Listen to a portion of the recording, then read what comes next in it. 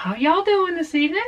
I'm over here in the Goatmobile, and we're going to talk about pigs today and why I enjoy raising pigs. Pigs are easy. You get them when they're weaned, they're little, and you put them in a pen, 32 by 16, the 4x4 goat panels. You put a little shelter. You can use a dog, you can use a dog house at first. Raise them up. When they get about 100 pounds or so, then you can go ahead, and I like to put them out in my orchard. And they're just easy. You get a really large amount of meat off of them, and you just feed them every day, give them water. You gotta give them a little puddle so that they can waddle around, because you know it's hot here, and they don't have sweat glands, so you do have to give them a little place where they can get in the mud and get covered up with the mud, and keeps them from getting sunburned too, especially if they're lighter color. They can get, and you only raise them for 6 months and you're done. You don't have to raise them for 2 years like you do a calf to get them up to weight. Within 6 months from being weaned, those little stinkers will be 250 to 300 pounds. I prefer to get females because you don't have to neuter. Now I do tame them with goat milk, and when I give them goat milk, I go ahead and I touch them and I pet them. I warm them one time with some Safeguard, which is a pelleted feed, and you feed them every day according to their weight for 3 days, and then you're done. I don't vaccinate. I don't give them anything else. I don't dock tails. I don't put nose rings in them. I just let them be pigs, and that to me is the best way to do it. They're out in the orchard. It's 4 acres. It's kind of swampy out there. There's snakes. They can eat snakes, and every year that I've had pigs, I have not had any trouble with snakes. Because if I get snakes, they come from the orchard, and the pigs take care of them. They wipe them out. A little wall earth, so they can get in the mud, and then you have their spot for their water. And usually if you have a waller and you have water, they'll usually leave the water alone. I mean, some of them will be a little nasty with the water, but after a while they'll realize, oh, well, this is my drinking water, and then they'll have their water that they can go play in and blow bubbles and do all that good stuff in. Maybe 3 weeks, I'll give them some corn to fatten them up enough so I get a nice bacon off of them, and they're tame. I go out there and I pet them when I feed them, and I scratch them, and I kind of watch, because once in a while they'll pick up some ticks, and I'll have to put some medication on them to keep the ticks off of them. But usually if they're in the mud, they'll keep the ticks off of them. We can take them to a custom processor, but we can't sell the meat to individuals. Now, I can sell the pig to you, and you go pick up the pig and tell them how you want it cut up, but I cannot pick it up, bring it home, and sell pieces of it to you. That's illegal. That's how it is. But I can give it to you, but I can't sell it to you. It's kind of weird, but that's, that's the way it is. You gotta do it right or you get in trouble.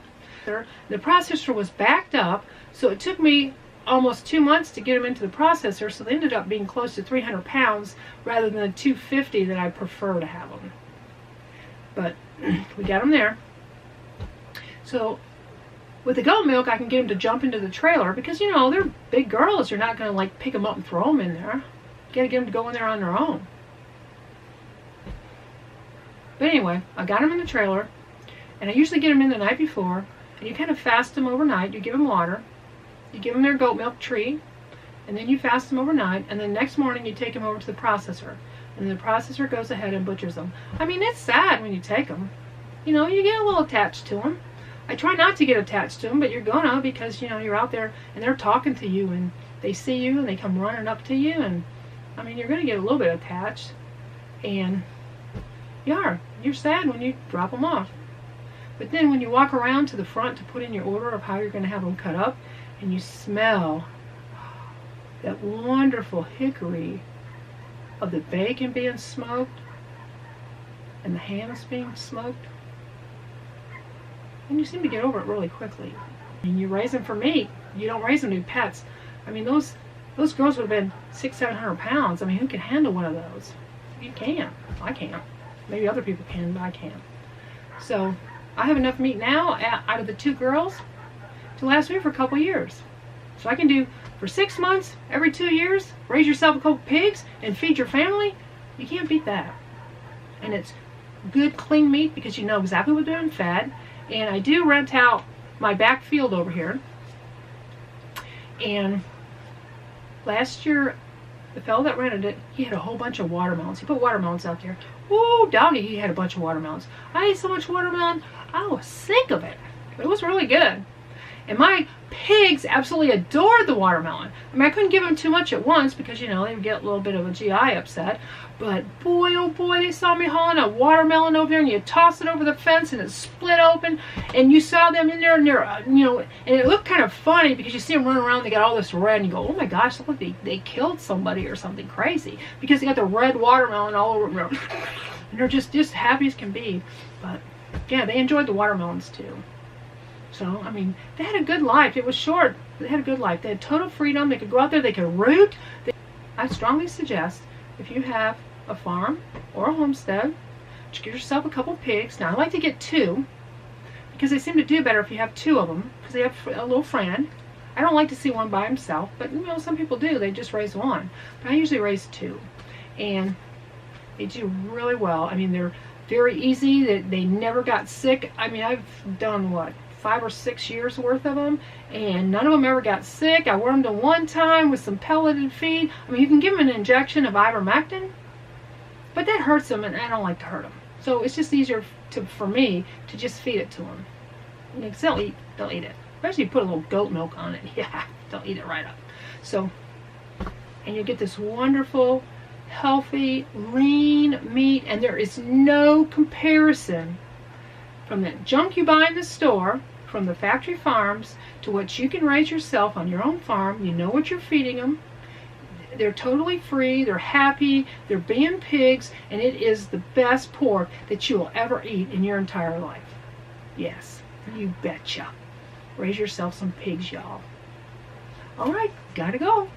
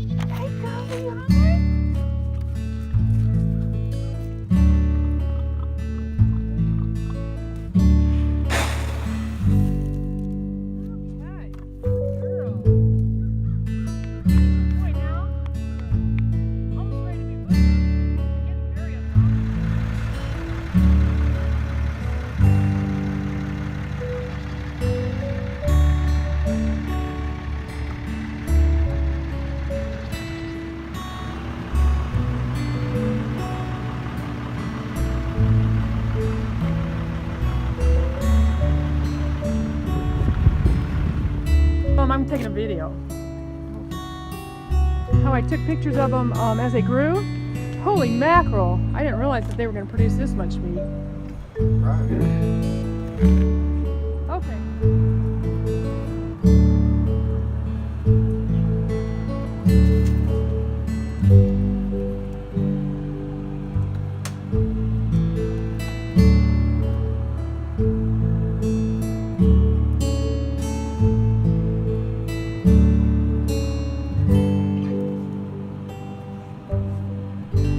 That is a freezer full of meat. Ooh, doggy.